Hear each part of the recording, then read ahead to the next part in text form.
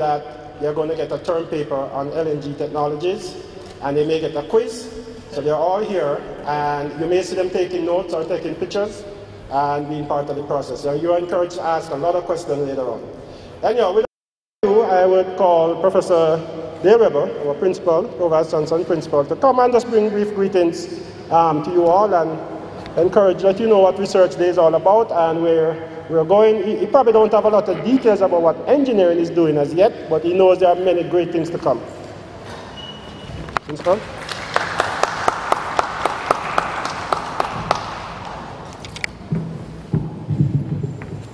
Thank you, Dr. Aiken, our Dean of the Faculty of Engineering. Mr. Kevin Frant, Senior Vice President, New Fortress Energy. Members of staff, students, members of the media, because you have an important role I will tell you about shortly. Colleagues, friends, and those streaming, because I've learned the value, even with a small audience, that streaming triples our output. So hello to you out there in Streamland. The University of the West Indies is a special institution. There are only 2 regional universities in the world, University of South Pacific and the University of the West Indies. So we're already in a special place. It also means, as a university for all the Caribbean, all 17 countries, we have a responsibility. The Mona campus is the first campus, the largest campus, and many will say the best campus, but for sure we are the lead campus. The university's mandate is teaching, research, and outreach. And where we can combine those into 1 or 2 dispensations, it makes us even stronger. We do this through our strategic plan of access, alignment, and agility, where we offer greater access to education for students, greater access to the research at the university for public and private sector, greater alignment with the public and private sector so our research can influence and be influenced, and greater agility to get that research done in a timely manner. The partnership that has been formed between the University of the West Indies and New Fortress is a wonderful one, which you will hear more about. At first I thought it was a one-way relationship where we were getting very special innovation, petroleum products, knowledge base, and opportunities as we move our energy dimensions forward. But it turns it goes the other way as well. I recently met, and recently I mean like in the last 10 minutes, met a graduate of the university who is now helping New Fortress get to where it's going to go. And I know they couldn't get there without our input now. So we're looking forward to that partnership working some more, as well as making a meaningful contribution to the development within our academic process. But why energy? Because energy is the single largest descriptor of where we are in our shift. As a university, teaching is what we're about. Research is what we do best. And outreach is what we try to do. If we can use energy as that platform, we would be able to teach.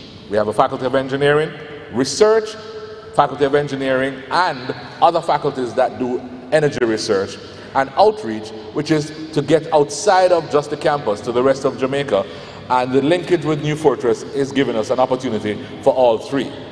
Research Days is our opportunity to show what we've been able to do so far, but it is also our opportunity to demonstrate how partnerships have worked in the past and how we would like to move them in the future.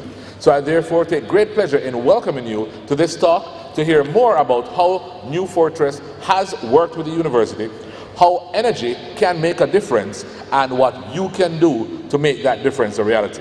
Thank you very much, and I look forward to the presentation.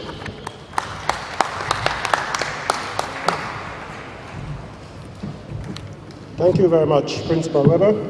And just before we call up Mr. J. Mullins to bring to tell you a little bit about the speaker and to introduce who Mr. Frant is, just to say that the relationship we have with New Fortress is not just they're selling us gas and we are just a customer. We are partners. Fortress is doing, and New Fortress is doing a lot of things with us at the university, including scholarships.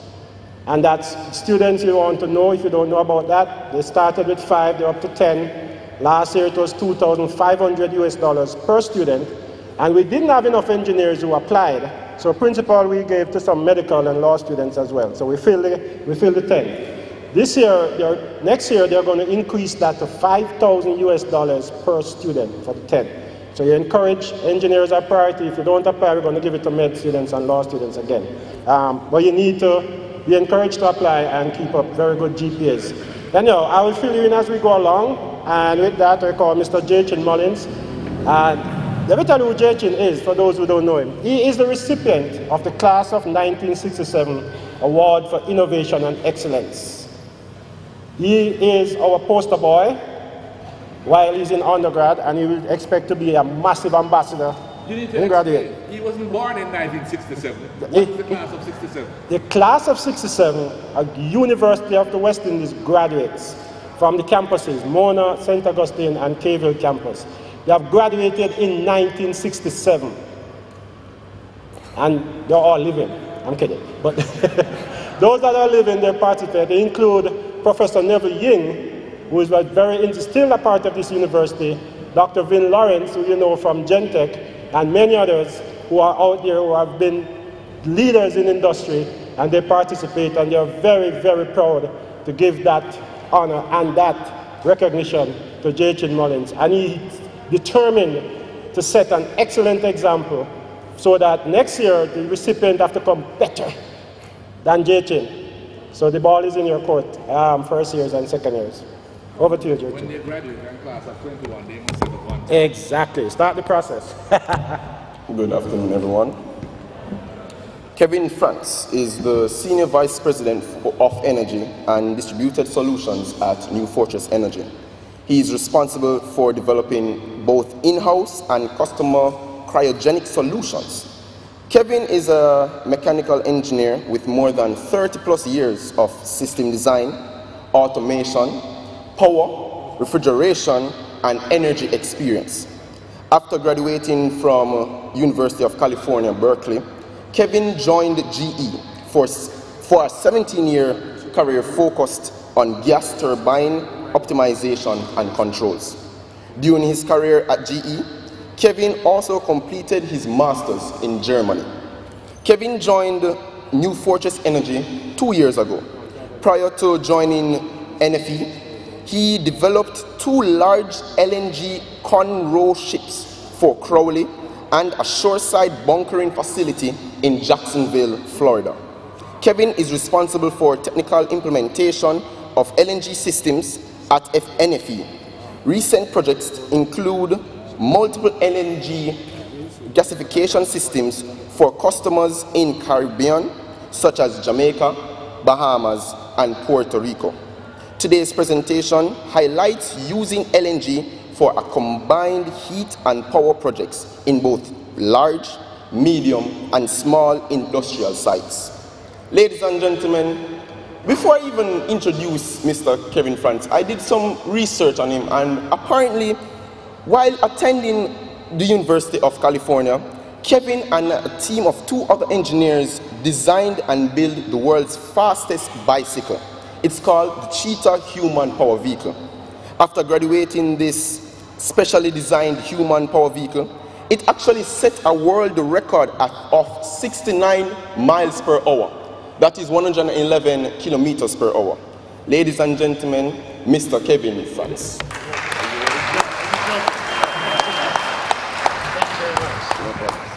Thank you. Thank you very much.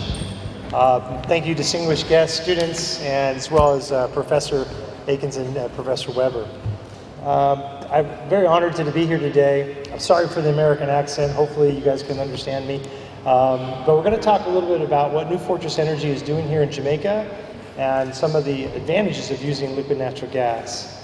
So I'm going to try to use a clicker here and see if we can work through it. All right, let's see here. With me today we have Sasha Lewis. I'm sorry, let me just go back here. We got Sasha Lewis sitting here in the front row. I'll introduce. She's a UWI graduate from last year, working for us as well.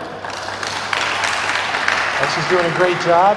And we have the university, we have Zoran Watkins. I think he may have stepped out. He's from UTech, so we're spreading around, getting all the talent from across town here. So let's talk a little bit about liquid natural gas and what New Fortress Energy is working on today.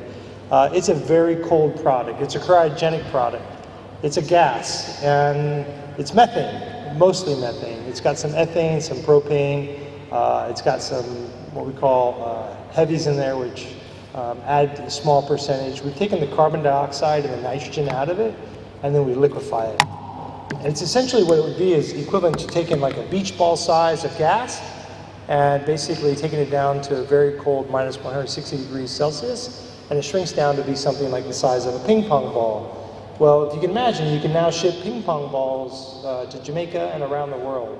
And we're going to talk a little bit about some of the applications today and what the advantages are. So thanks for coming, and we'll get into that. So where New Fortress Energy started is Wes Edens, who's a large Wall Street investor, and had purchased a company by the name of Florida East Coast Railroad. And Florida East Coast Rail, as you can see here, essentially it's a small track, small rail line that goes up and down the coast of Florida. It was built originally by Henry Flagler in the 1800s. Well, this is part of Wes's Fortress investment groups, and he decided that we wanted to start putting liquid natural gas for use in the trains. This had not yet been done in the United States. And so he basically looked around for where you could get LNG for trains, and he found there was no one that was doing it. So essentially he said, well, how hard can it be? Let's build a liquefier. So we did that. We built a liquefier in Miami, and we actually, to this day, we fuel multiple tender cars, and you can see the picture here. This is Florida East Coast Rail with a tender car. So it's basically displacing diesel fuel. And there's been a lot of work done with General Electric locomotives out of Erie, Pennsylvania, as well as with New Fortress Energy during this time to develop this. So this is really where we got our humble beginnings. And shortly thereafter, there was a global request for proposal for Bogue Power Plant over in Montego Bay. And they were asking for there to be liquid natural gas brought to shore to basically fuel two gas turbines, two GE6B gas turbines. The plant had been built to accommodate that, and so they were asking for that to be built. So that's what we did. We put in to JPS, we put in our proposal and said, let's do it. We've got experience now in Florida, and what you're looking at here now is our terminal over Montego Bay. There's a ship that's delivering that's got 7 1,000 cubic meter LNG tanks there. And so basically several times a week we receive a shipment, and as you can see in the background there, you see a small amount of steam. That's from the Combined Heat and Power, or combined cycle gas turbine plant. They've since added another power plant there. So we're producing today about 160 megawatts of power for that side of the island using natural gas. This was the first all LNG facility on the island, and actually it was one of the very first within the Caribbean itself. So this is where we also load trucks and bring them over for consumption here in Kingston. So we drive over the hill. So this was a development that's now been basically in existence for a little bit over 2 years, and we're reliably and successfully delivering liquid natural gas into this area. So LNG is new. It's an emerging fuel. It has not been in existence. It's been in existence for a long time, but not widely used because of the cryogenic nature. So let's talk a little bit about what's going on in the revolution. And this is really what we're going to talk about in general today, and that is the seventh wonder, or the 7 wonders of LNG. And we'll get into this a little bit more, but when you're using liquid natural gas, unlike any other fuels on the market, whether it be diesel, propane, heavy fuel oil, any of the hydrocarbons that may exist, there's some unique properties of using LNG because of A, it's cold, and B, it's very clean. So I'm going to show you some case studies today where these have been applied. So let's talk a little bit about liquid natural gas. It's the simplest hydrocarbon in existence, and it comes out of the ground. And in the past, they usually would just burn off and flare it off. They just burn it in the oil fields because it was something of a nuisance. They didn't know what to do with it. But it's basically got 1 carbon and then 4 hydrogens, and the energy is between the bonds between the carbon and the hydrogen. And so, like I mentioned, it's 600 times more compact than a gaseous, so a beach ball down to a ping pong ball when you actually bring it down and liquefy it. So the temperature, like I said, is at minus 259 degrees Fahrenheit, which we use in the US, or here you'd say a minus 162 degrees Celsius. And it is cryogenic because it's so cold. So why would you use LNG? Why are people using it in the world today? Why is it an interesting fuel? Well, it's the cleanest fuel out of all the hydrocarbons that exist. It's even cleaner than pipeline gas, because when you liquefy it, you've got to take out all the impurities. It's also very efficient to transport and store, and you can basically, like we have to warm it back up and vaporize it, and that's what's done. But it's very clean. It's 26% less CO2 emission than a diesel. It's more than 30% less than a heavy fuel oil. Plus, it's clean and you don't have the particulate matters. So that's a very prosperous thing to work on. So in addition to solar or the renewables such as wind energy, LNG is a really nice fit because it can work in a clean, compatible way with any of those renewable sources as well. And here in Jamaica, there's a lot of work going on in the renewables, but you can't have 100% renewables because if the sun's not shining or the wind's not blowing, you can't charge your iPhone. So that's a problem. So you need to have a base load capability, and that's what Vogue Power Plant is. It provides a nice, even base load. So most cryogens actually come from air. It's industrial gases. There's a company here that just recently built another industrial gas facility, IGL, which is a working business partner of ours. They will take air, right, because there's 78% nitrogen, so they'll make liquid nitrogen. There's also oxygen, which they'll use for hospitals or for industrial applications. Then the remaining of what's in the air is things like argon, carbon dioxide, helium, neon. These are harder gases to capture, but they exist as well. So basically, a compressed natural gas it occurs by doing a rapid expansion to absorb heat, and then they basically are sent through a cold box to liquefy. So methane, they use the same process that they do to do industrial gases to do liquid natural gas. So it's a system or a process that's been around for a long time, and it's the realm of cryogenics is a very interesting field of study in general. Here's some common cryogens that we see, and they have various applications.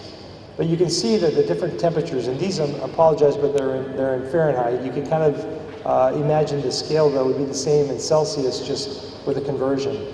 But the coldest of all is helium, right? Helium is very, very cold, and there's a lot of liquid helium used in industrial applications. Hydrogen, nitrogen, argon, oxygen, you can kind of see where they all fall. Then you have methane, and then finally ethane. So these are kind of the lineup. Carbon dioxide can be used for dry ice. It sublimes at atmospheric pressures, and that's why you see there's not a boiling point. Similar to water boiling, these things boil as well at different temperatures at atmospheric pressure. So they also will freeze. So you can think about it, if you get really cold, you can actually freeze. Helium is one that does not freeze. So it doesn't actually get to a point where it turns to a liquid. And then obviously water boils at 212. So you can kind of see the scale of temperatures that fall in the common cryogenic world. So anything that's below minus 130 degrees Fahrenheit, that is considered to be a cryogenic fluid. Let's see here. Here we go. So let's talk about improved efficiencies and why people are even looking towards liquid natural gas and what's going on. It basically, again, is very clean fuel. But one of the things that you can do is if you have something called a combined heat and power, which there's a new facility being put in here at UWI we're going to talk about, you get to take advantage of all these different properties. And a lot of people don't realize this, but energy in a car, or energy in a vehicle, energy in a power plant, you've got 100 units of energy coming into the process, whether it be a reciprocating engine or a gas turbine or a small microturbine. Anything that's producing power, traditionally the maximum that you can get out of that fuel is about 42% efficiency. So if you put in 100 units of energy, you're only get 42 units of power output. that would be in the form of electricity, in kilowatts and kilowatt hours. The other parts, especially in a car, normally just goes to atmosphere and it's lost.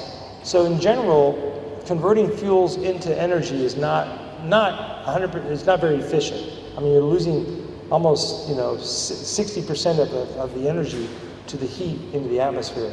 So what we've been doing recently to improve efficiencies, and this is what's going on here at the university, is you utilize the output in what they call combined heat and power.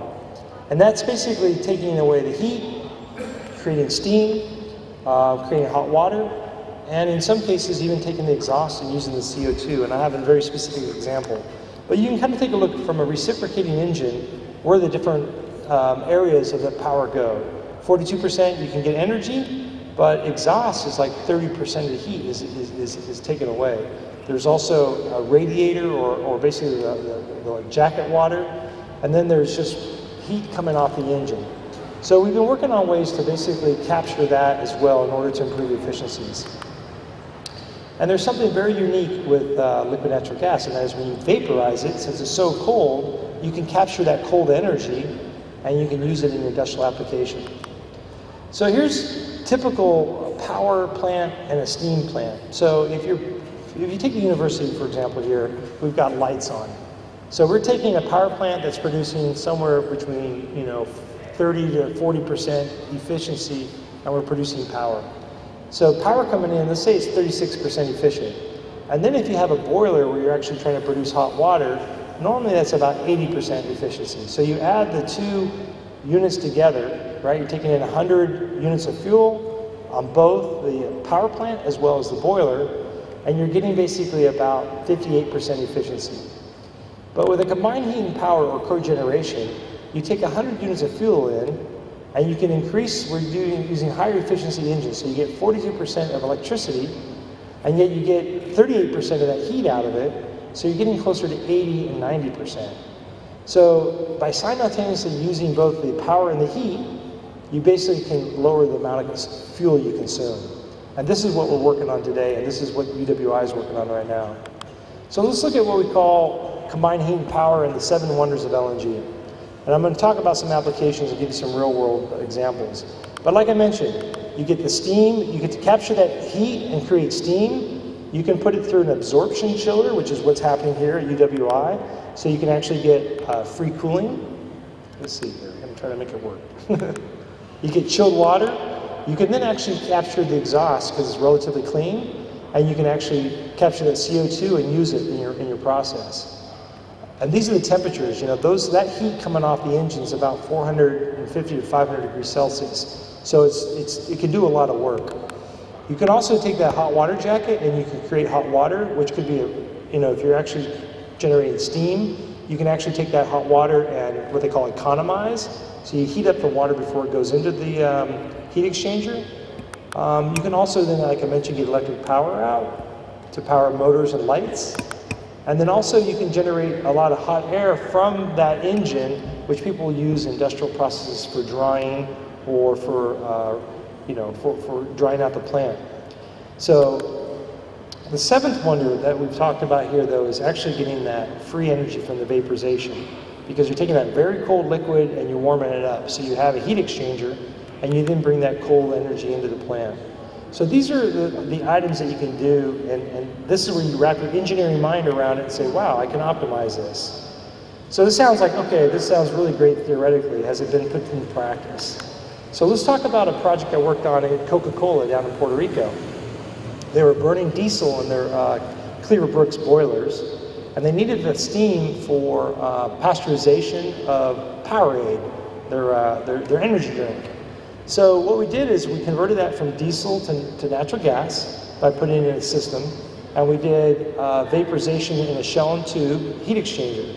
So we basically increased their boil efficiency by going from diesel to natural gas about 15%, because it's just a better burn in the actual boiler, and so they got a cleaner flame. They took advantage of that free cooling to use in their industrial refrigeration, so they were able to lower their actual requirements for their plant. And then also they captured the CO2. If you drink a Coca-Cola in Puerto Rico, you're actually drinking LNG exhaust. because they take the CO2, run it through their CO2 plant, and they put it back into the drink. They do. No lie, because they have a CO2 plant. Before they were burning low sulfur diesel, so they had to buy diesel separately. Now they're just taking the exhaust off the boilers and running it through the CO2 plant. So they got a 50% reduction in CO2 emissions, and they saved themselves a significant amount of money. So it actually is what I call a world-class project. And so they reduced the energy consumption at the plant, they improved their efficiency, and lowered their CO2 emissions. These are the type of unique projects that are going on in this type of world. These are the type of interesting industrial projects that the future engineers here at UWI need to be thinking about. Let's talk about what that looks like. Who's taking chemistry in this room? Raise your hand if you've ever taken chemistry. How about all you cadets back there? You guys taking chemistry? No? Yes? Okay. The top here is something we call Stoichiometric Equation. These were the things that you pull your hair out at night trying to figure out how to balance them. And you remember the periodic chart, right? So a stoichiometric equation, the CH4 is methane. So if you take one molecule of methane, how many molecules of oxygen do you need to balance the equation? And how many molecules of CO2 and water do you get out? Raise your hand, because I got a big prize. Come on, you got to think.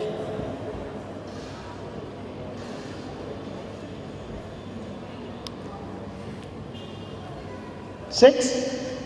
It's a little bit high. What do you think? The scholarship recipient here in the front row. Can you balance it?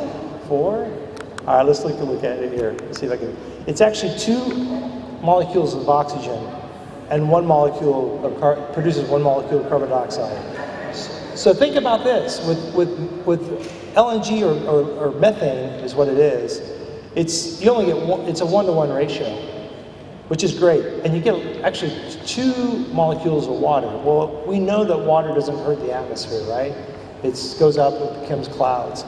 So this is basically the cleanest stoichiometric equation that's out there. You basically, when you balance it. So let's talk a look about molecular weight. When you look at a periodic chart, you say, well, let's go ahead and balance that equation and look at molecular weight. How much CO2 actually do I get out in terms of kilograms of CO2? So it's a 1-to-1 ratio. So if you look there, basically, if we were to deliver basically 15,100 kilograms of LNG, which is a typical truckload coming to UWI or to any industrial plants, you would get basically about 42,000 kilograms of CO2 with each delivery. So now you see like, wow, okay, that's a lot of CO2. So if you can reduce that 50% like Coca-Cola, that's a major reduction, right? It's reutilization. The other interesting thing is how much water you get out. So we're talking about 15,000 kilograms of product coming in, and look what you get out. You get almost 41,000 kilograms of CO2, and you get 75,000 kilograms of water. It's amazing what the atmosphere does, and that's because we're burning oxygen while we go through this process. But the other way to look at that is that's an opportunity. You can capture that CO2 and you can capture that water, and you can put it to work. So in a lot of dry climates, think about the amount of water that's coming off that system. So we're working on a project down in Baja, Mexico. It doesn't rain in Baja, Mexico. They don't get rain ever. So you think about like if you need industrial water, there's quite a bit of it in the exhaust. Right? So you're just, by burning it, you can get it. And these are the things you need to be thinking about, like, wow, how can we capture this? So there's a lot of applications for CO2 that people don't think about, like dry ice. If you're shipping from Jamaica, let's say you're shipping chicken around the world, and you want to keep it cold, guess what? You can put dry ice in there. So I'm surprised we don't have a dry ice plant yet here in Jamaica. And Paul, maybe you and I become business partners and we build a dry ice? All right? Because it's there, and it's very clean coming off there. So it could be a very good product. So these are the type of things where you start looking at science and applying to the real world. Let's look at another local example. Who likes to drink Red Stripe beer? I'm not getting a lot of response here. So Red Stripe had, several years ago, they put in a combined heat and power because they wanted to reduce their power requirements for the plant. And 2, they wanted to take advantage of this improved efficiency. So in the background there, you'll see the 2 smokestacks, which is a combined heat and power plant. And they put this in. Initially, there was no LNG on the island, so they had to use propane. Propane's a great fuel. It has a lot of advantages for cooking because it cooks at a high temperature, but it's not very good for power. It's not a good power fuel. So by switching over from propane to LNG, we increased the output from the power plant by 45%. So the engine performance went up, and also their emissions went down because LNG is 16% less CO2 than propane and 26% less CO2 than diesel. So you can kind of see like the advantages of going to a cleaner fuel. So anyway, when we started getting the conversion of these Caterpillar reciprocating engines, what we found is the propane had left quite a bit of residue in there. Inside propane, there's in an HD5, there's some plastic in there. There's actually a plastic residue. And we had to make sure we cleaned all that out of the jets. You can see that down here in the bottom. So now with LNG, that's completely gone, as well as the improved efficiency. And this is where we deliver. We come and deliver. There's 3 tanks on site, and you can see the silver vaporizers. Now, unfortunately, we didn't take advantage of that 7th wonder, and we're trying to work on that now, because right now, all the vaporization, the cooling is all going into the atmosphere, and they can be taking advantage of that, and we're working on some projects to try to get them to look at that. So, like I said, they got a 45% increase in power, and they actually started taking advantage. This is a picture of their human-machine interface there in the plant. So they take that hot water jacket, they run it through an economizer, and they prep it for steam. They also have absorption chillers, which they use to cool, and they basically are getting power. So their efficiency right now is probably in the, like I said, that 80 percentile. But we can take them up to almost 90%, and maybe even almost break even if we take advantage of the cold energy, right? Because they're not paying for that coal. It's free, it's sitting there ready to be used. It's just a matter of how do I apply it into my industrial process and how do I take advantage of it. I mean, when you're talking almost 100% efficiency on delivery, that's critical, right? So let's talk about what's going on here at UWI, which is very interesting, and it's an excellent opportunity for students to learn more and be thinking about the future. So right now, there's some Jenbacher engines coming in. Sasha, how many are you bringing in? 3 or 4? There's 5 Jenbachers. Okay. So Jenbachers that are going into a power plant over here, which is a combined heat and power, will be doing electrical power. So let's look at the economics of that. They're putting in 7 megawatts of power, and they'll be producing pretty much, probably about 6,000 kilowatts of runtime, maybe a little bit higher than that. But that's going to require 10 deliveries of LNG a week. And I mentioned those are 15,000 gallons or 15,000 kilograms apiece. So those will be driving in here to deliver the clean cold energy. And we'll transfer that into the storage tanks.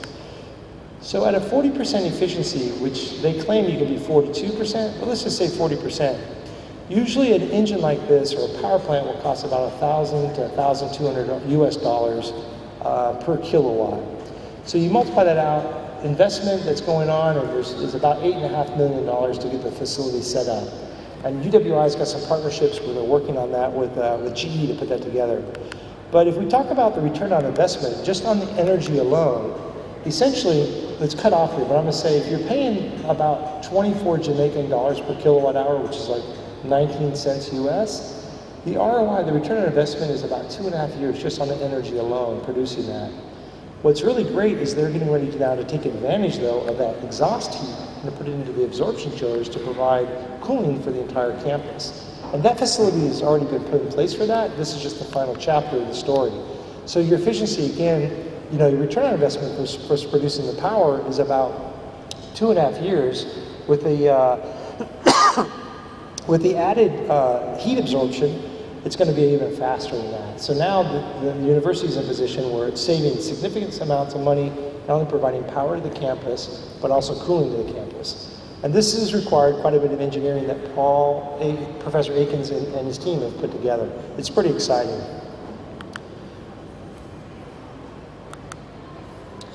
So again, about 400,000 liters of LNG per week being delivered, and then about 6 to 7 megawatts of power actually being produced here at the site. So new opportunities. What else is going on? This is a picture of an LNG truck, and you may see these on the road. This is by IGL. they're now doing deliveries with LNG. So some of the things we're working on now is expanding that fleet on the island. There's right now 3 trucks, and there's 3 more on the way that IGL is working on, and we're looking at getting a few ourselves. But this is, you know, being able to do transportation with LNG. Again, lowering the emissions. The truck driver, Mr. Ian Campbell, who drove this truck last week, I talked with him, and he said that he used to go home sick at night because of the diesel fumes. It kind of made him nauseous. He highly sensitive to it. And I asked him if he'd ever go back to driving a diesel truck. He said no, because it's so clean. He goes home, his clothes don't smell, and he feels, at night, he feels like he's healthy. So, you know, that's an important element. So these trucks are running over the road. You may see IGL's trucks out there. They're doing deliveries with their product as well as for us. We're also working with the bus authority here to start looking at compressed natural gas for the buses. Again, cleaning up the emissions. In the US, there are a lot of CNG, compressed natural gas buses that are in existence. So these are the new opportunities that we're working on in addition to power. We're also bringing on, over in Old Harbor, we're bringing on a new power plant, and you may be reading about that in the papers. There's an offshore floating storage and regas unit. Thank you very much. And so that's coming online, so that power plant will also be burning natural gas, which will, again, lower emissions and improve efficiency. It's a combined cycle heat and power plant, very similar to what we've got going on in Bogue. And then Jamelco is working on a project now where they're going to take the exhaust steam, the exhaust heat, and process the bauxite for export.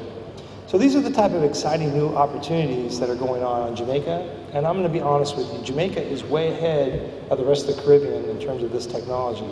So what we're working on at New Fortress Energy is bringing in young engineers like Sasha and Zoran up here and kind of molding them to be a center of excellence, because this technology will now be going to islands like Haiti, Dominican Republic, some of the smaller islands, and we can actually turn around and start exporting from our facility in Montego Bay. So there's a lot of opportunity to see this. And what's great about it here in Jamaica is there's the CMU or the Caribbean Maritime University. A lot of the gentlemen, a lot of the guys that have graduated from there are not only working in the maritime industry, helping us with our ships, but they're also working at the terminals because of the background they have.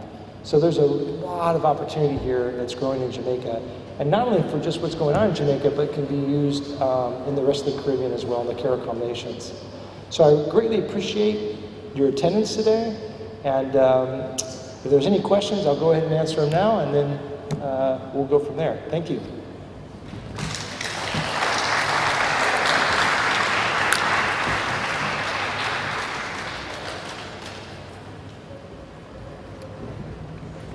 Any questions at all? Questions? Sasha, you had a question? You didn't talk about the cooling part. The cooling? For winter AC air conditioning. Yeah, why don't you, Paul was going to talk a little bit about it. You talk about the cooling part? No, what I didn't do, I didn't tell you about how we're using LNG on this campus, because I didn't want to preempt Kevin's talk. I wanted to see the holistic application of it, then I will tell you about what we're doing on this campus. So we're taking some questions before I give you some update on that. Come on, any questions? Someone raised their hand earlier?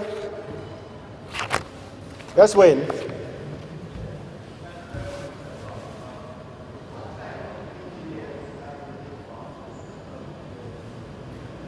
What type of engineers? Yeah, we're looking for good engineers.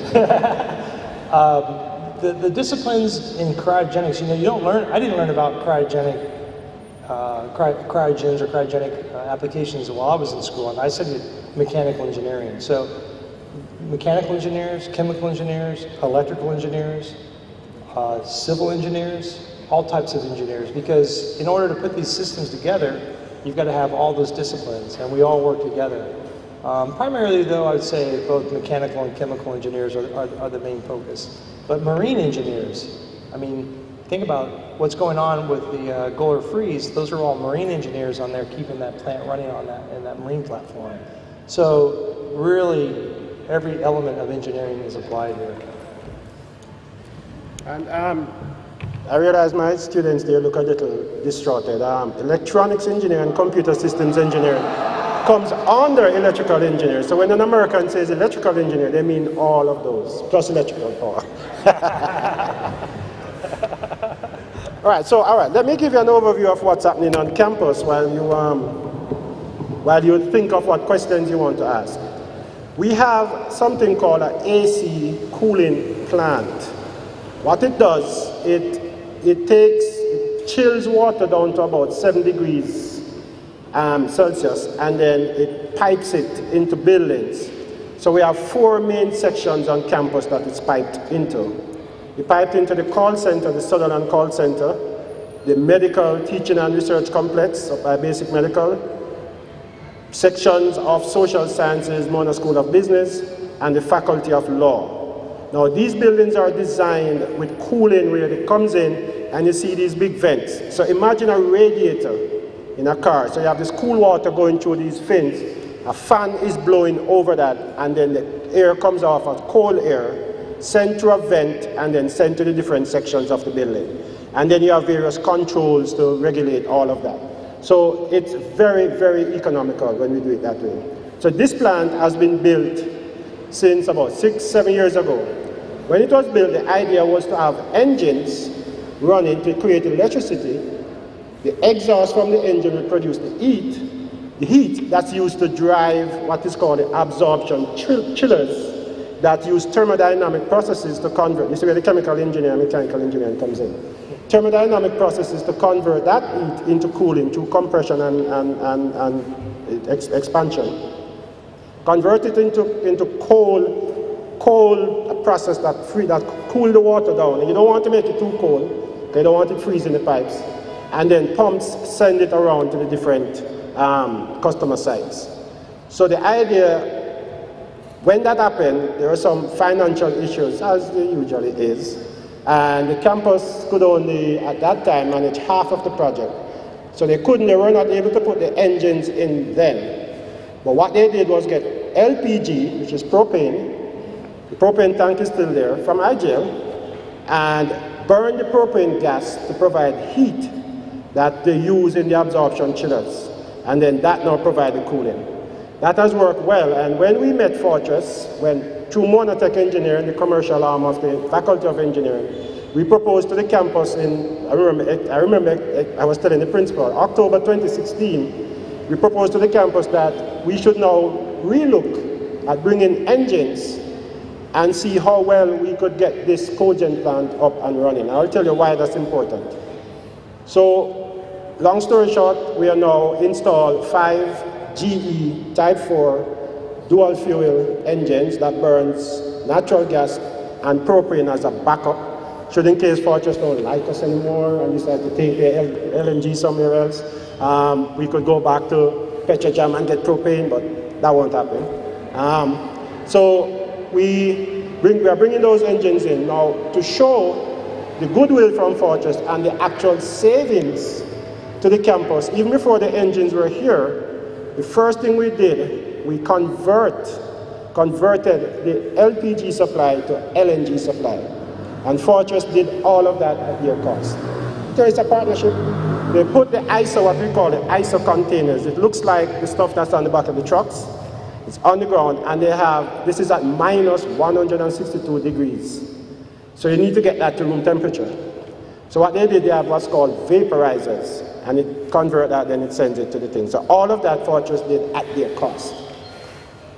Just that alone, just that conversion from LPG to LNG brings a saving, or about a saving, we're still experiencing it, of 56 million Jamaican dollars per year to the campus.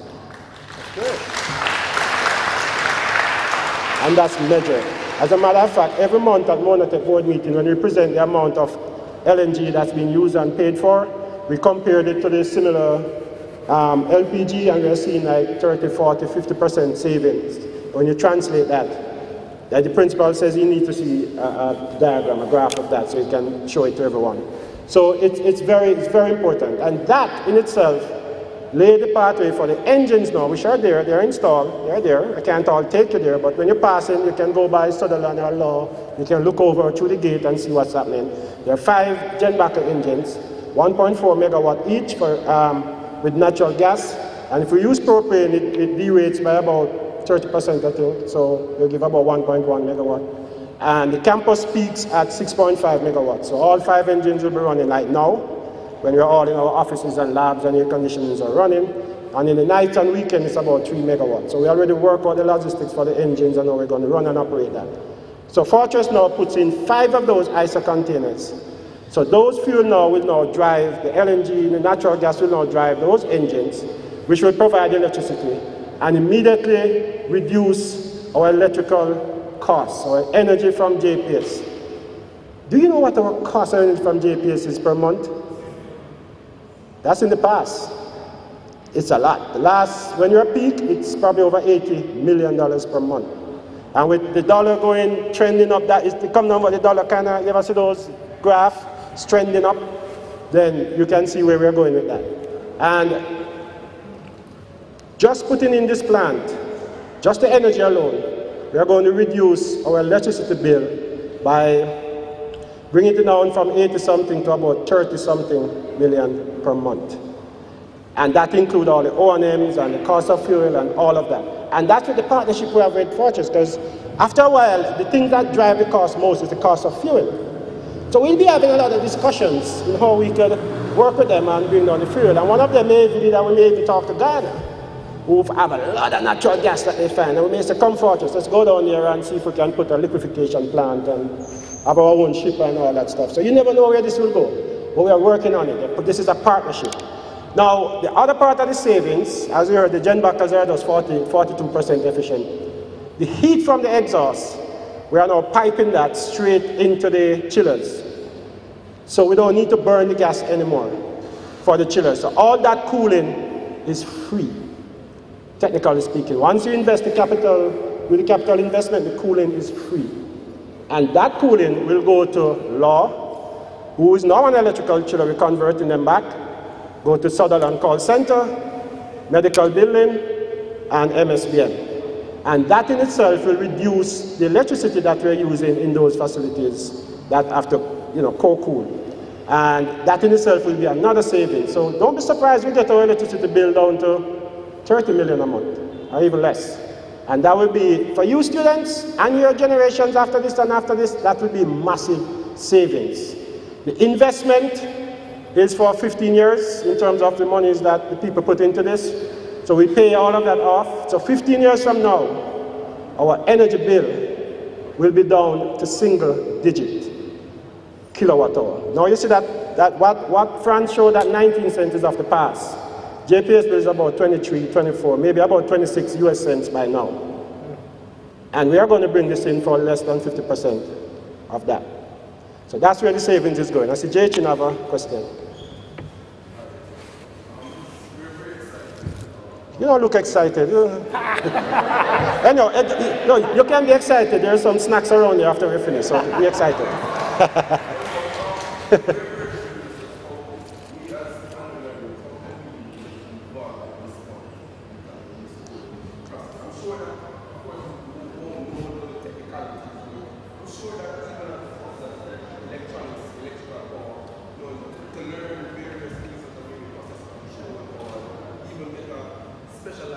No, we understand. It's built in terms of student internship. And Jackie, I think, just asked me that question this morning.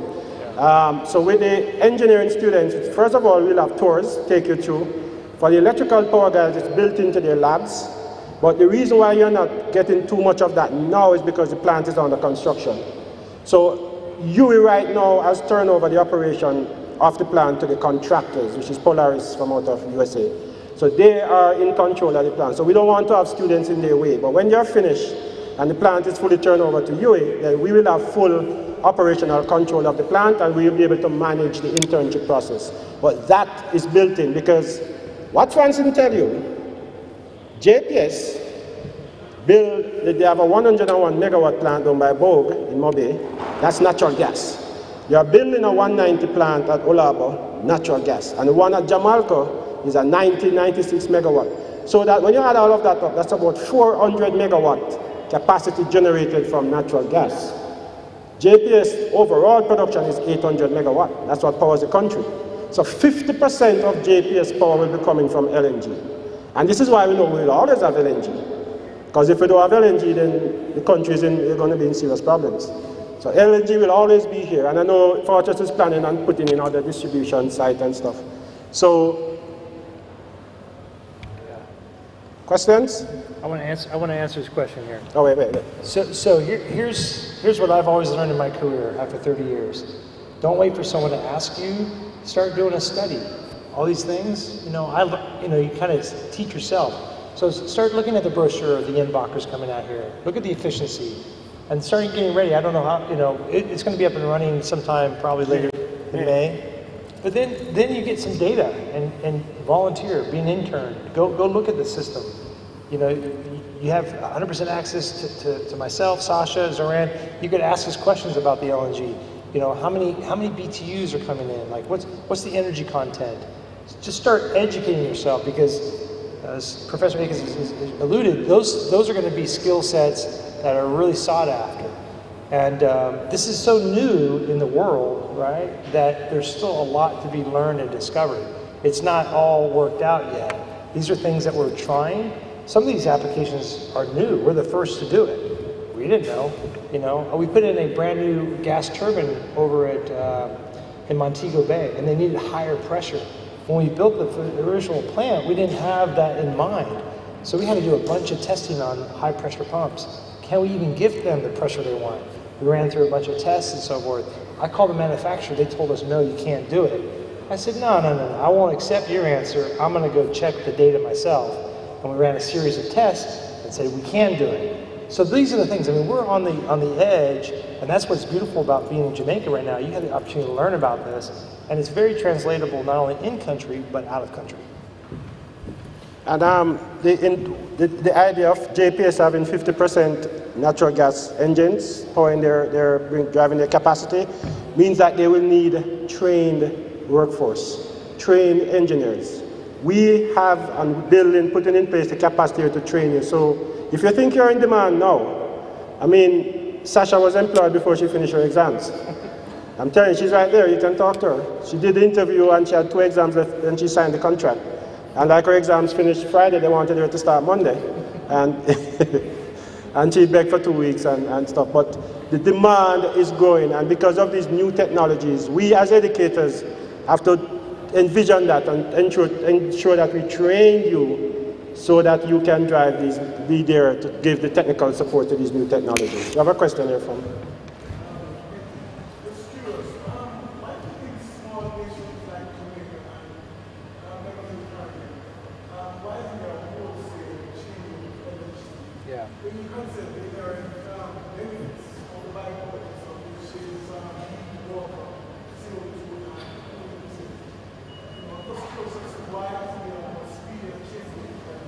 That's a good question. Being from the United States, there's a lot of waste. It's amazing how much we tend to waste because it's more plentiful, right? The natural gas comes through pipeline. We don't have to be so concerned about it because we get it at a lower cost. But in the islands, being in Jamaica, since it's not a natural resource here in the island, it's more expensive to get a hold of energy. And so that puts more pressure, economic pressures on a small Caribbean nation. And so you have to be innovative about how to become more efficient.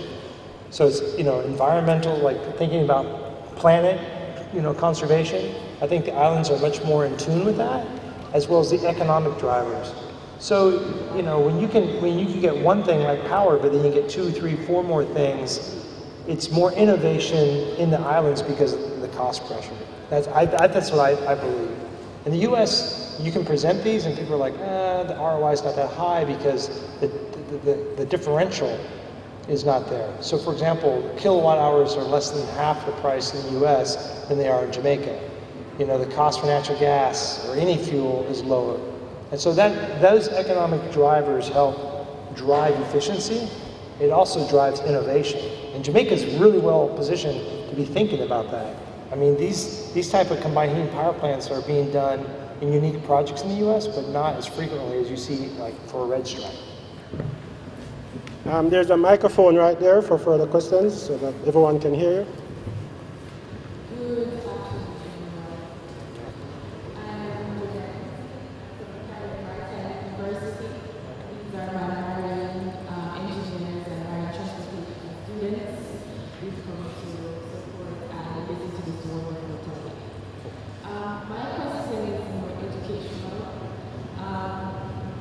hoping my students will learn something. That's all right. For the LNG gas, when you're transporting it, I heard you say, I've learned that you have to bring it to a -260 to reduce compression. How do you keep it to that temperature? What kind of systems you put in place on your ships to transport it? That's a good question. That's a good question. No. My student asked me what happens if it goes below -260. That's good. I actually have a CMU graduate that works for us in the audience. Dinar, come up here.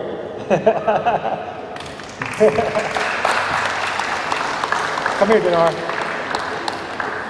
I got to get him up here because I'm going to let him answer that question because he just got done doing a ship-to-ship transfer this morning. Come up here, Dinar. So answer your questions. Pump on the spot, I'm nervous. All right, good afternoon. To answer your question about the infrastructure that is in place for carrying LNG, let me just talk about that first. So in terms of ship design, similarly to how the tanks are in Montego Bay or land-based, you have a vacuum insulation. So by vacuum insulating it, you keep the temperature inside from the exterior temperature, which is the atmosphere, which is movement of the ship, the vibration, etc. Actually, I talk Celsius, so -160, 162 thereabout. That's the temperature that it is carried on board. But in terms of handling cryogenics LNG, it will create what we call boil-off because the vessel will move, liquid will move, and it's a tank and it's kept at low pressure. And if Kevin can give me some chemistry words, what it is, it's called a saturated vapor pressure, which pretty much is the liquid and the pressure of the gas above it balances. So yeah, it will vaporize. The extra boil-off will go to propulsion, which is creating steam. And what the vessel can manage will create steam and throw aboard, but it's mostly propelled by steam. And similarly to what we do in Montego Bay, we get the vessel there and we move it to tanks that are also insulated, vacuum insulated, and it's kept for weeks, some months. I was on board, my background is marine. I was sailing on LNG ships, regasification ships, a graduate of CMU, and I'm now here doing marine operations, ship to ship. As Kevin said, I just a while ago, I just left OLAB, we just did a ship to ship, transferred about 50,000 cubes of LNG from one vessel that came from Trinidad into our shores. And the opportunities here are great. All I can say is gratitude is a must. I don't know if I answered every question because I'm going to practice, I'm nervous. I'm certain you'll be around to take more questions after this. After the formalities. Yeah, exactly. All right, thanks. Thanks, Dinar. We'll just add to that. If you think that is really awesome, if you remember the table that Kevin showed, which one is the coldest one that can't freeze? Helium. Do you know what we use liquid helium for here? We use it in labs, in chemistry lab right here. NMR machine, nuclear magnetic resonance machine. Liquid helium, you should know it's physics. At liquid helium temperatures, we can make superconductors. And when you make superconductors, you charge it up with current and you have a continuous magnetic field forever. The NMR needs a very strong magnetic field. I know, I was an NMR engineer, so I know. And I'm not electronics. So that it makes, and then what they do, they have the liquid helium at the coil that becomes superconducting. The resistance is 0, so the current flows forever. To shield that, they have to have a vacuum shield. And then they put liquid nitrogen as another thermal shield for that and another vacuum. So you have double layers. So we sacrifice the nitrogen, which boils off, and we fill that every week. But we only fill the helium every 6 months. So it's physics 101, really, when you think of it. Very interesting stuff, yeah. Go ahead. Question. So, as you know, carbon dioxide content in here is very high, and it's still combusting the gas, so it's still going to be carbon dioxide released.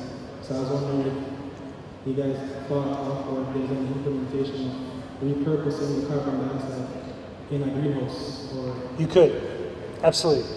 So in Europe, what they're doing a lot for basically combined heat and power is they'll take that exhaust, which is relatively clean, and they run it through the greenhouses.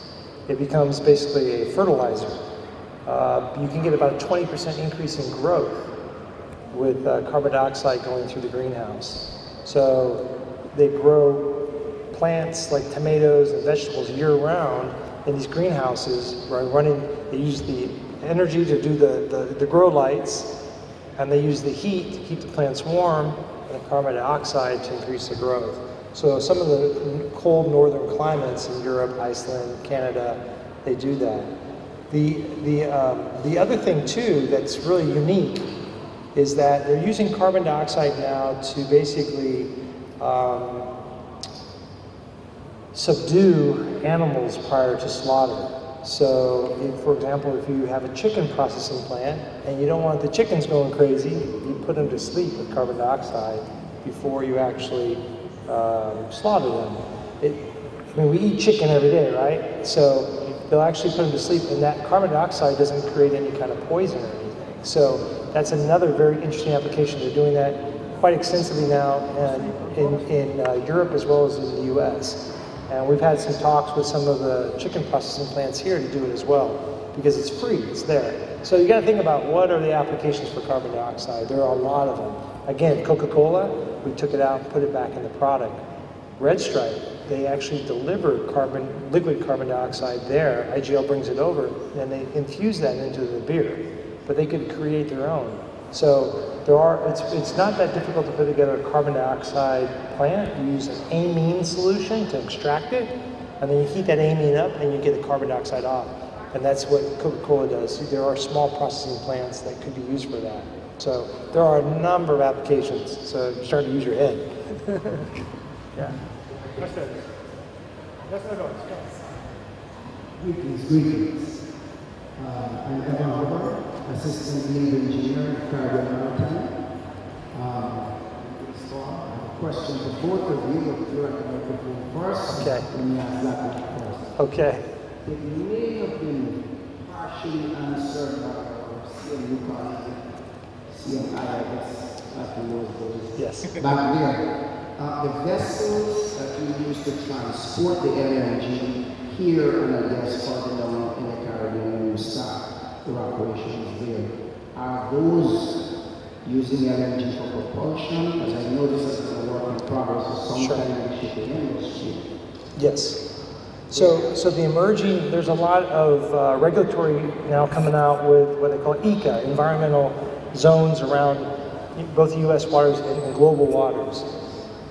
Traditionally, diesel, which is used for propulsion, has a higher sulfur content, and they don't want that in the oceans because of the damage it does to sea life and coral. So there's a very big push now for basically LNG propulsion. When I worked for Crowley, we built 2 Jones Act ships, El Coqui and El Taño, which are now in service, delivering from northern Florida, Jacksonville, into Puerto Rico. So the emerging global environment, not only for LNG ships, but for non-LNG ships, is to use LNG as a fuel. And so MAN and Wärtsilä and several others are building basically very efficient LNG engines. Just like I showed you with the truck, they're doing that. They're very low speed engines that are running at higher pressure. They use diesel as the spark plug, right? Because it will auto-ignite at higher pressure. So there's a lot of systems that are going together now for the global. The LNG ships, when they first started, some of them used the LNG for steam and then used steam propulsion. Some of them actually use diesel. But now you'll see the transition going on where they're actually using the boil-off gas or the LNG for the actual propulsion, as well as power on the ship, right? Because you need energy on the ship, they've got to run generators. So that is a huge emerging area right now, for sure. Yeah. Thank you very much. Did you have a question for Paul? Yes.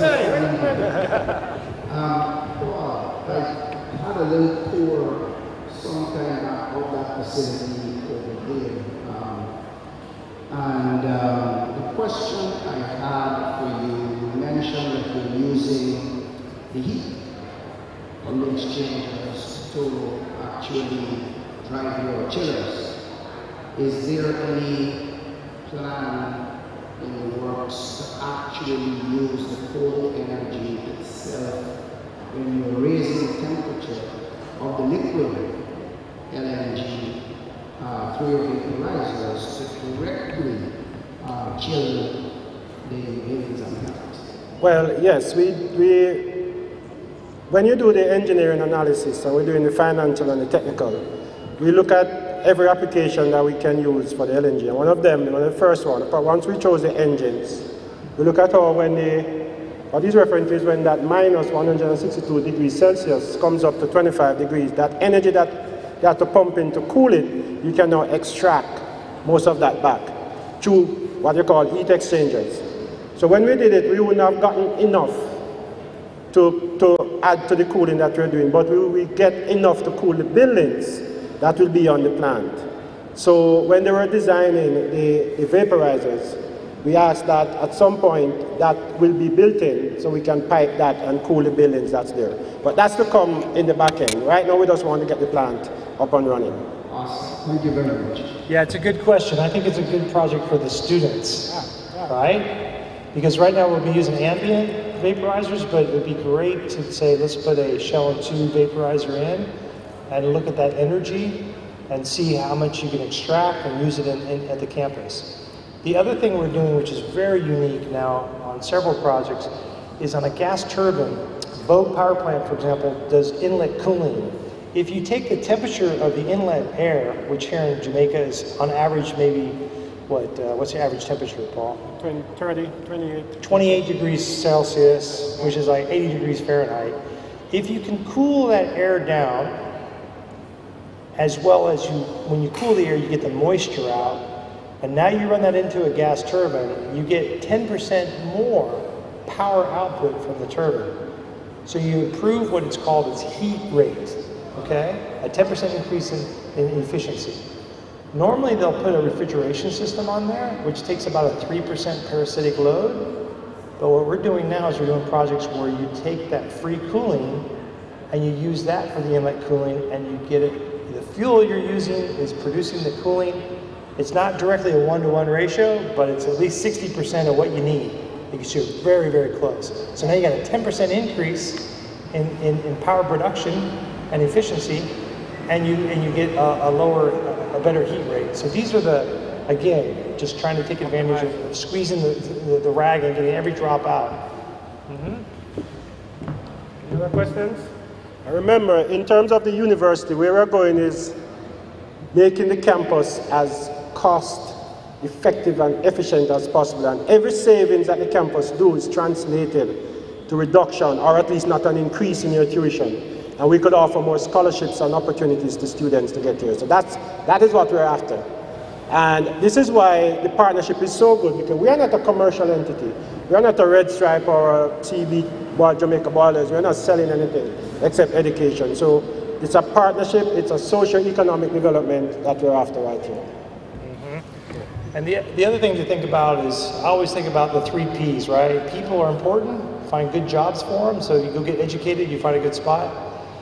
We're also always looking to protect our planet, make sure that we're taking care of our environment, and then profits come from doing the right thing. If you take care of people on the planet, profits will come if you have the right things. And that's kind of an important part of what we're doing now, working with partnership with UWI. It's been a great partnership. And I see a lot more coming out of this. Paul, I really appreciate the opportunity to come talk today, and we're looking forward to everything going forward. We're very happy to have you, Kevin, and I'm thinking about that carbon dioxide. Yes! We're going to do a CO2 plant. Yeah. Thank you. Yes, thank you. We can go down. I think we have some more events here, and now we call on Ashley Hyun, who's going to make a presentation to Kevin. Come up here.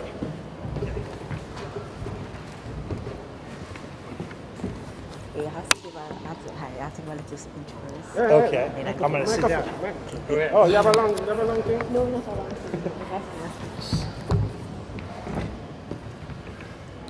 Hello, everyone. Pro Vice Chancellor, Professor Weber, Mr. Chairman and our Dean, Dr. Aiken, invited guests, ladies, gentlemen, and students, a pleasant good afternoon to you all. Good afternoon. Okay. Today, it is my privilege to propose the vote of thanks for the Faculty of Engineering Research Day's signature event. Firstly, to our speaker, Mr. Kevin Frant, on behalf of the UWI-MONA Faculty of Engineering, guests, and members of the audience here today, an unreserved thank you. We express our sincere gratitude for your thorough and enlightening presentation on the seventh wonder of LNG. It was well received.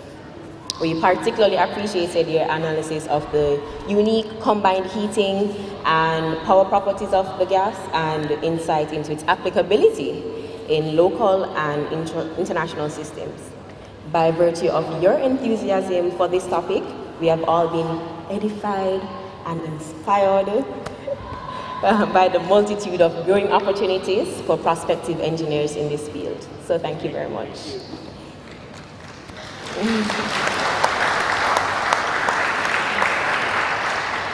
And of course, Dr. Aiken, thank you for your invaluable insights into the inner workings of the Mona Energy Project and the tremendous savings to be expected. We are all pleased and extremely grateful for your leadership on this project. So thank you as well. Going further, I would like to take this opportunity to thank the Faculty of Engineering in conjunction with the annual UWI-MONA Research Days Exposition for 2019 for planning and executing this event. The diligence and hard work of your team and supporting staff in the weeks prior has not gone unnoticed. It has made for an outstanding and memorable occasion from which we could all benefit. We also express our gratitude to the media and technical staff for your work in the smooth running of this seminar. Additionally, thank you to all the invitees present who accepted the invitation to be here and learn. We appreciate your support for this event. And also members of the audience who listened attentively and engaged with the speaker. Your presence was no doubt encouraging and also valuable. So we thank you as well. You can clap yourselves. So before I step down, at this point, I would like to invite Mr. Frant forward. So on behalf of the UWI-MONA Faculty of Engineering, we present this gift to you as a token of our appreciation. Thank you very, very much. Thank you. Okay, so Mr. Chairman, ladies and gentlemen, we are grateful to have the pleasure of your company this evening. And again, I am honored to extend my thanks to you all for your attention and making this a delightful event. Thank you. So colleagues, ladies and gentlemen, I guess the only thing to say is thank you for being here. I know you had enjoyed the talk, and we have asked to get a copy of the slides, so students will be able to access that. I don't think Kevin will have a problem with that. And refreshments are around there. I don't know how much is left. I kind of see them eating around there, so maybe they're waiting too long and eat it all off. But thanks again, and we're looking forward to having you at upcoming engineering events. And Peels, toward the 10th, look at the research that's going on. Thank you. Thanks, Kevin. Okay,